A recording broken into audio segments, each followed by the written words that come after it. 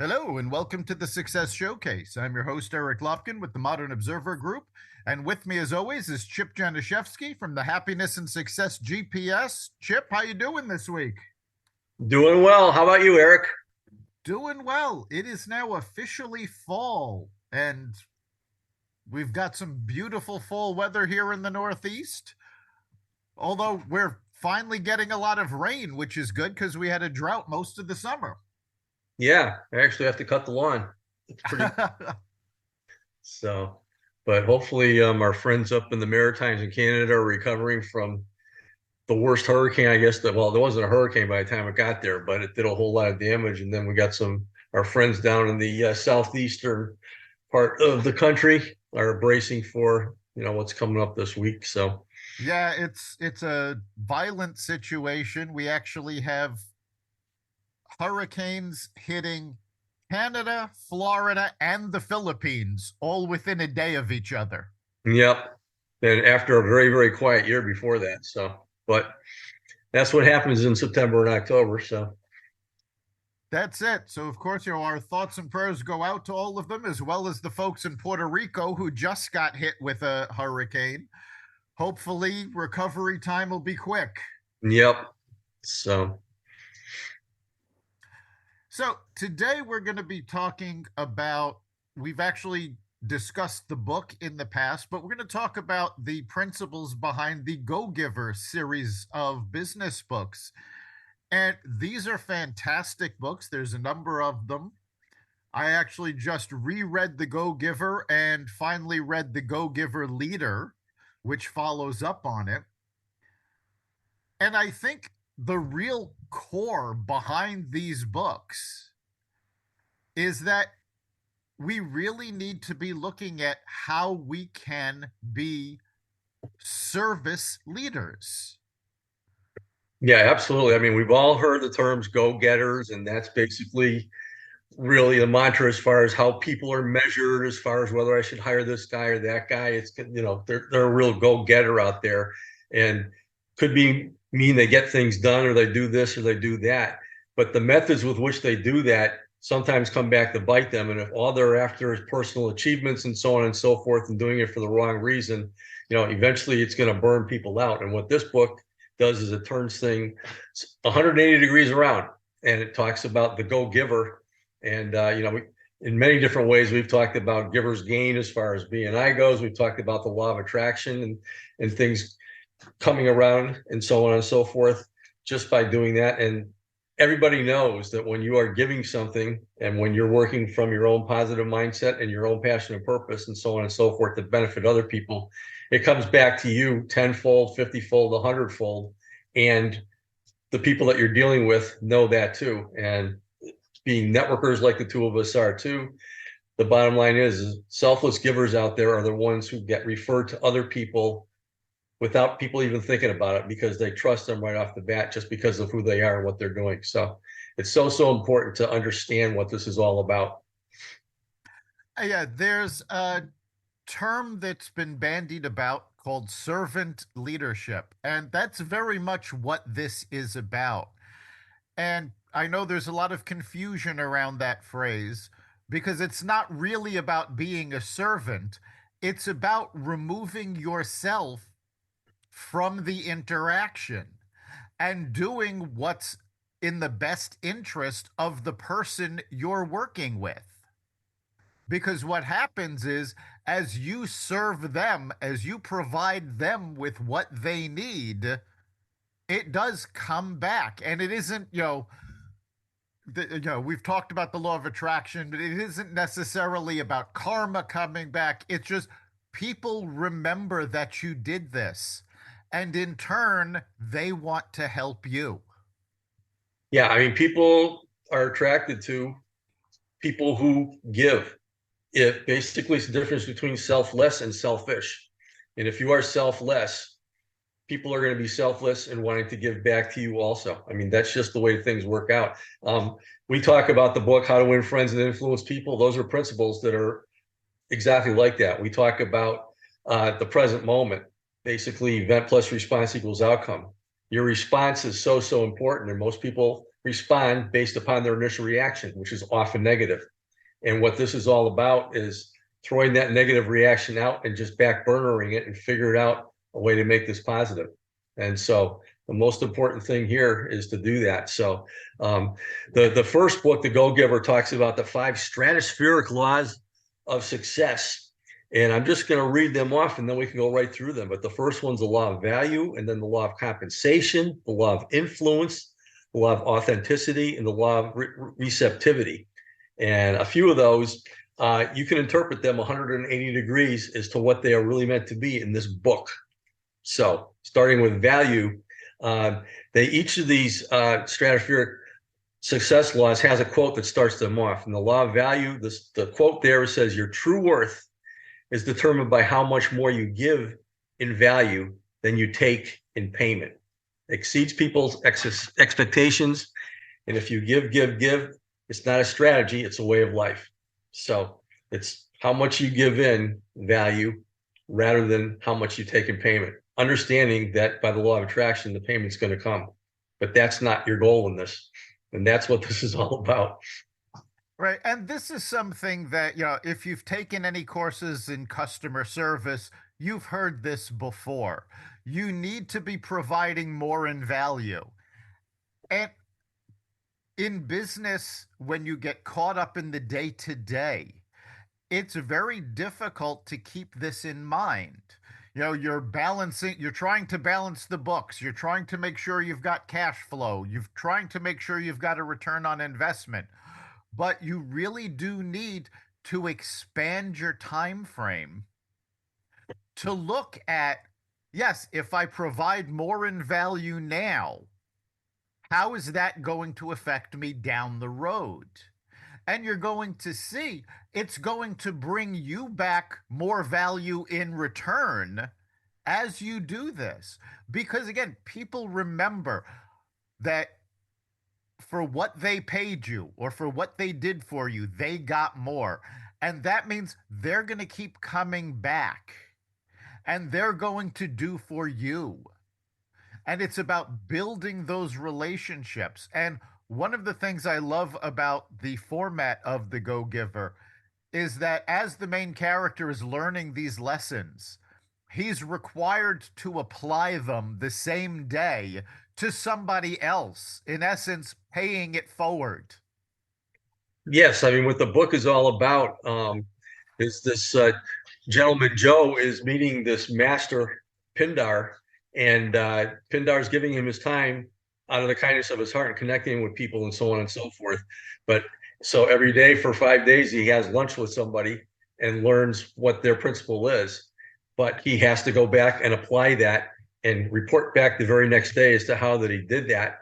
And some of these are very, very interesting in doing that. But that's, what this is all about is learning and then applying it and really becoming a best version of yourself. And, when it comes to clients and so on and so forth, the best way you can start by doing this is just listen to understand what their needs are, and then working towards using your talents and what you've learned towards applying that to them and going above and beyond what their expectations are, just because you are learning this and getting better. Right. And it's not just about customers and clients. These principles also apply to friendships, to family. It's how you treat people. And Yeah. when you treat them better than you expect to be treated, the old golden rule, do unto others as others do unto you. This actually turns that around a little bit. You're doing unto others better than they do unto you, and it levels up. So when you do better, they do better, and then you do even better, and they do even better, and it helps everybody involved attain new levels. Yeah. I mean, that just brought the analogy to me. Stratospheric success. What you were just talking about Yep. is going higher and higher and higher. And law number 2, the law of compensation, it says, and this one is a little bit tricky because compensation supposedly is getting paid for what you're doing and that kind of stuff. And it says your income is determined by how many people you serve and how well you serve them. So basically, what that's all about is just understanding that what you're doing for them is going to just trust that it's going to come back around to you in the form of compensation for what you're doing, but it could be in the form of them thanking you, referring you to other people, and a lot of other things. So as far as compensation goes, it talks about the three S's here. The three universal reasons for working. Number one is survive, to meet your basic needs, which is what most people do. And number two is save, to go beyond your basic needs and expand your life. And then number three is serve. And serve is to make a contribution to the world around you. And most people just spend their lives doing the first two, but people who genuinely successful people in all aspects of their life keep their total focus on the third, and that's service. That's it. And it sounds, very confusing, but in its simplest terms, what the law of compensation is that the better you serve your customers, the more they will come back to buy from you and the more they will refer new customers to you. So your compensation is dependent on bringing in more business. And the best way to do this is to serve those customers best. And even when it's not a customer, when you're talking about an acquaintance, a friend, sometimes even a competitor, when if you know you can't do something for a client and you refer them to a competitor that can do it, that can come back and boost your compensation. And in fact, that does happen in the book. So it's all about how you can serve others better. And all of this becomes a lot easier to understand when you think of it in terms of customer service. When you get bad customer service from a business, do you want to go back to that business? Of course not. So the better you can serve your customers and clients, the more they'll come back, the higher your compensation goes. Yes, and I mean, you mentioned as far as competition and so on and so forth. What service is all about is you being a resource. So if you can't solve the problem, there are other people out there that can. And you and I both being in networking, we hear people complain all the time. There's too much competition at the meeting. There's 5 financial planners. Why should I go to this? And so on and so forth. And I always like to rebut, okay, is there the last customer in the world for a financial planner here today? Or have you ever worked with an insurance person and the insurance person refers you to somebody else because they can't cover what you're doing or somebody else does things better? We see so many examples of collaboration out there to make things better. And what your client and your customer, or even if they're not, will think about you if you look for the best solution to what they're doing. It just makes a world of difference. And that's what go giving is all about. Yes, and what you said brings up a very important point. People tend to look at others as competition, and that holds you back. If you look at others, even those in your own business that work for other companies, as potential collaborators, it opens up an entire world. There is no one person, no one company that can do everything for their clients. So don't you want to have the resources to be able to tell your client, well, we don't do that. We're not going to be able to work with you on that, but let me introduce you to somebody who can, because they're going to remember that you introduced them and they're going to continue to do business with you on other things that you do well. Yeah, it will always put you front of mind. I mean, that is an absolutely perfect segue into law number three, which is by doing this, you're influencing your client or your customer or anybody else who knows you to want to help you out too. And it's called the law of influence. Says your influence is determined by how abundantly you place other people's interests first. We just gave you an example of that. I do this, so does somebody else, but they do it better. Or I know somebody who can do that. That's really what it's so important. It says the last line here just says givers attract. And that's what influencing is all about. Right. Um, Talked about the law there. In influencing people, example is not the main thing, it is the only thing. And if you are known as a person that's just out there doing that by your example, rather than flaunting the fact that you're helping people out, people are automatically going to be attracted to you. Absolutely. And you also have to look at this in a bigger context. It's not simply about doing business with people. It's about existing with people and being part of society with them. If you were listening to last week's podcast, both Chip and I recently lost people. Well, we've been networking for a long time. And when word got out that I had this loss, people reached out to me. People that, I wouldn't necessarily consider close friends, but these are people I know that I've done things for, that I've offered advice to, that know who I am. And they came running. They're like, oh, what can we do? What do you need? How can we help? And again, this was not a business situation, but these are people I knew from business networking. So you really do need, for all of these laws, to look at the bigger picture. And it's not just about having an income, it's about having an impact and knowing that when the time does come that you need help, and we all need help at some point, that there are people that will come to help you without you ever asking. Yeah, and I mean, in this case, for both of us, it was just emotional support after what we were doing. But again, your influence is determined by how abundantly you place other people's interests first.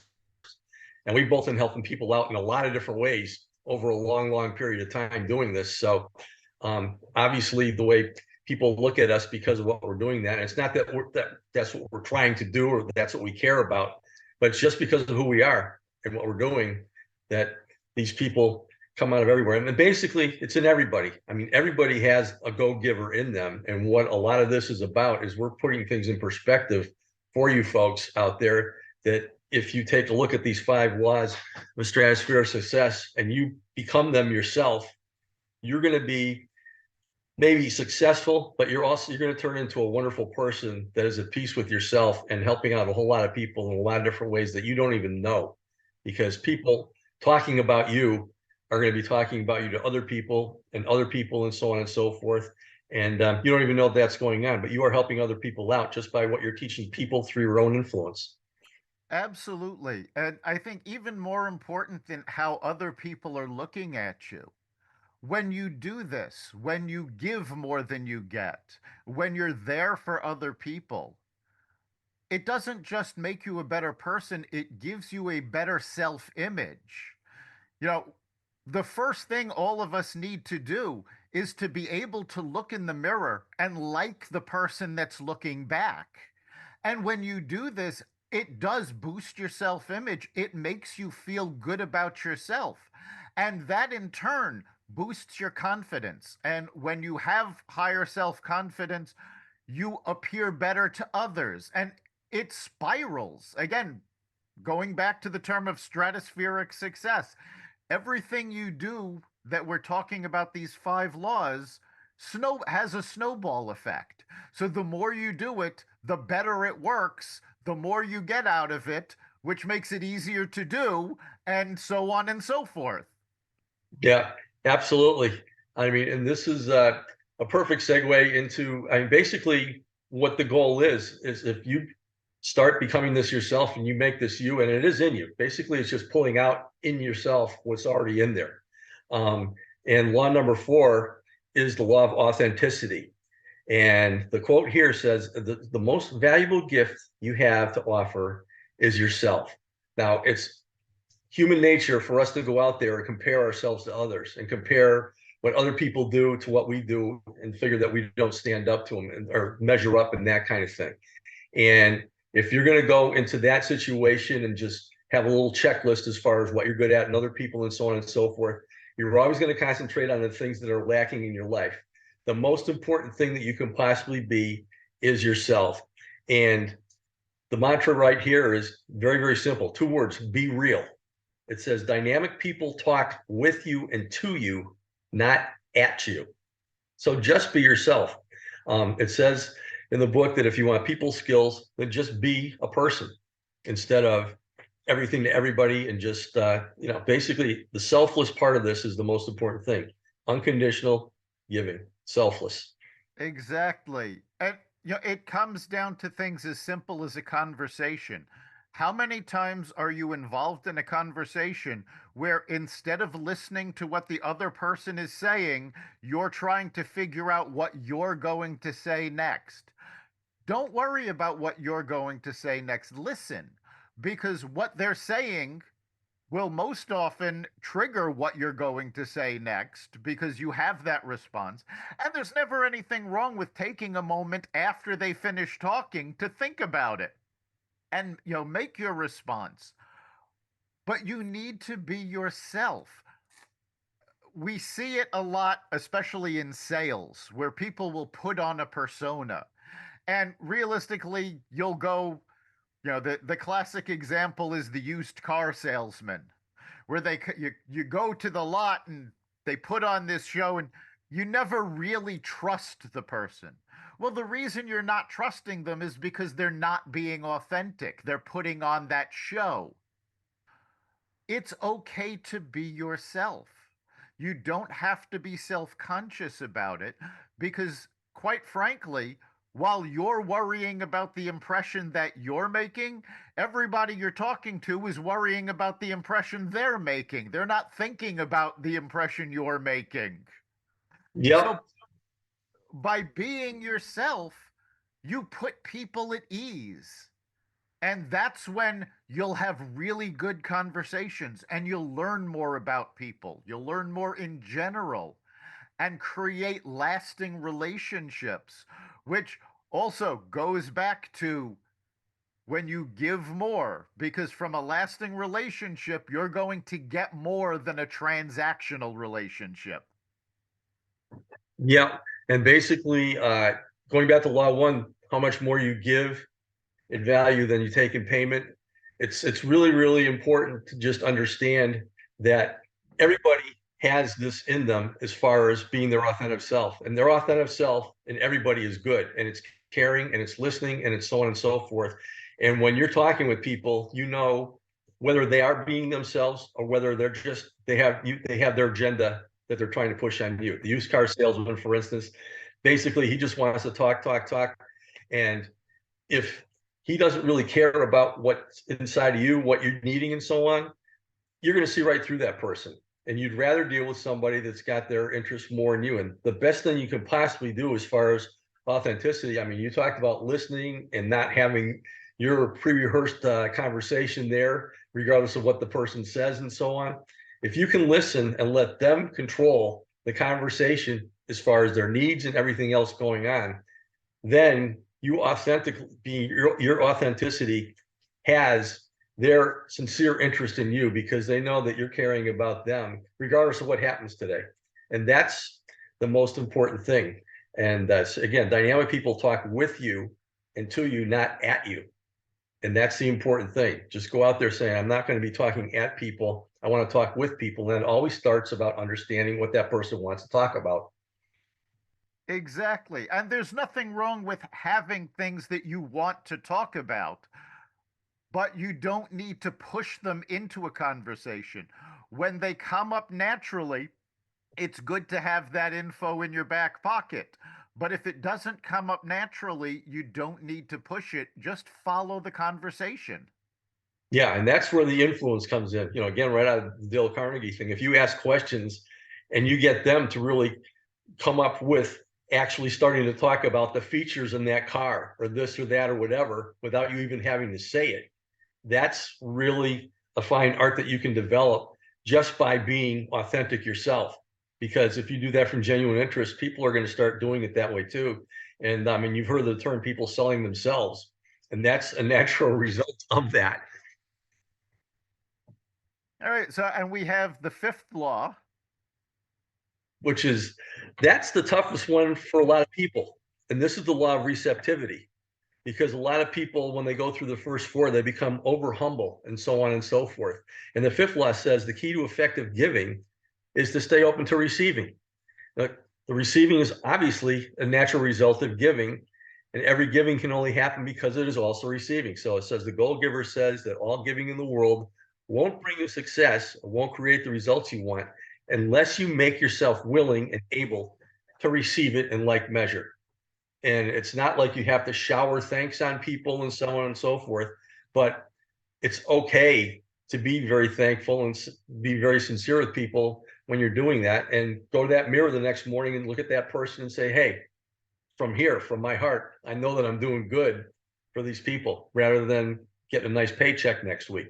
That's what it's all about. But that's the toughest thing for people is they, you know, as much as they want to push their agendas from time to time, when something comes around that way, people really have a hard time receiving things. They do. So many of us are brought up on the idea of self-reliance. But the fact of the matter is, nobody gets where they are alone. Whether it's family, teachers, friends, coworkers, customers, there's always people there helping us along. And we have to be willing to say, okay, yes, I can't do everything on my own. I don't need to do everything on my own. And I appreciate the people that help me out. And it really is a very difficult thing for a lot of people to accept. We all want to be the person that they come to for help. We want to be the hero to solve the problem. But we also need to be able to accept that there are things that others do better and be willing to let them do it. Yeah. And basically, as far as receptivity, you got to give away your insecurities over that. Because what it says here, we live in the culture that overemphasize independence and privacy, personal effort, and hard work. That's number one. But we also feel that we do not deserve what we have sometimes, and that's an insecurity. Being open to receive might mean that we are weak and vulnerable. And think about it.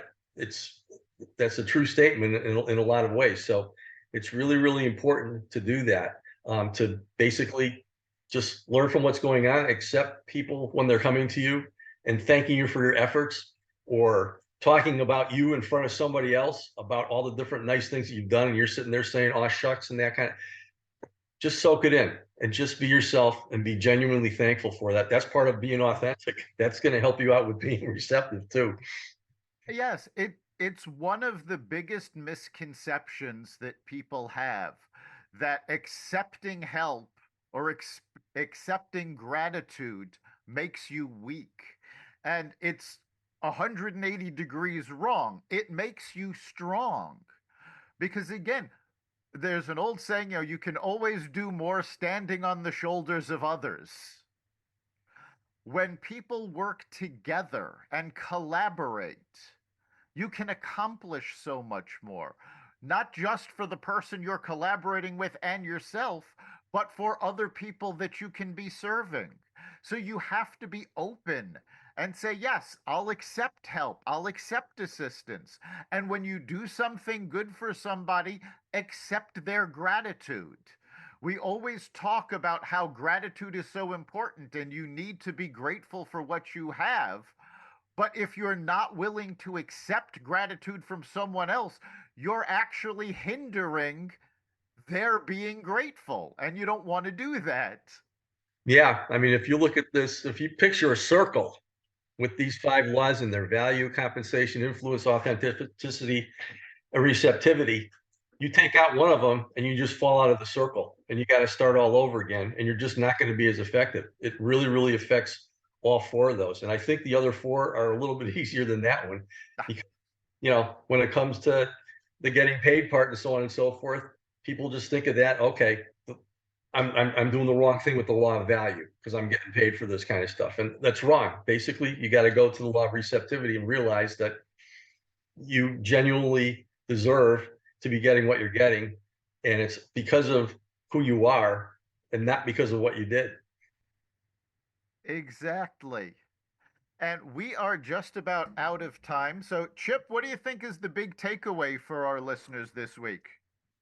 I would go out and get the book, and just, if you want to download a PDF, You can just get the law of value, the law of compensation, law of influence, law of authenticity, and law of receptivity. You can get that on a one pager. And if you take a look at that and start incorporating this into your life, magic's going to happen for you, and it's going to happen for everybody that you come in contact with. Yeah, and in terms of getting the book, I would actually recommend going beyond that. With most business series, people will read the first book and stop. But when you go further into the series, you're learning more and it becomes easier to internalize the lessons because you see more examples of how they work and it becomes simpler for you to move forward and go, oh, okay, this situation didn't really apply to me, but when I see it in another context, now I understand how it applies to me. So go beyond the first book and really accept that you need to be authentic, you need to be a servant leader, and you need to accept the gratitude and help of others to get further. And as Chip mentioned it as a circle, if you actually take a look at this idea in more of a three-dimensional term, it's an upward spiral. And each time you go around, you move up, and you gain more every time. And that's where it really pays off. Because again, the more you're giving, the more you're gaining, and the more you're able to give. And it keeps that spiral moving upwards and it keeps your success moving upwards. And both of these books are very, very good listens on Audible, by the way. Sometimes it's better to Yes, listen things than to just read theory. These are it. absolutely. You've been listening to the Success Showcase. You can catch every episode of Success Showcase at xvadio.com/podcasts, the Apple Podcasts app, Google Podcasts, Spotify, iHeartRadio, Stitcher, Audible, Amazon Music, and wherever you find podcasts. Remember, make this your best week ever and make next week even better. We'll see you next time.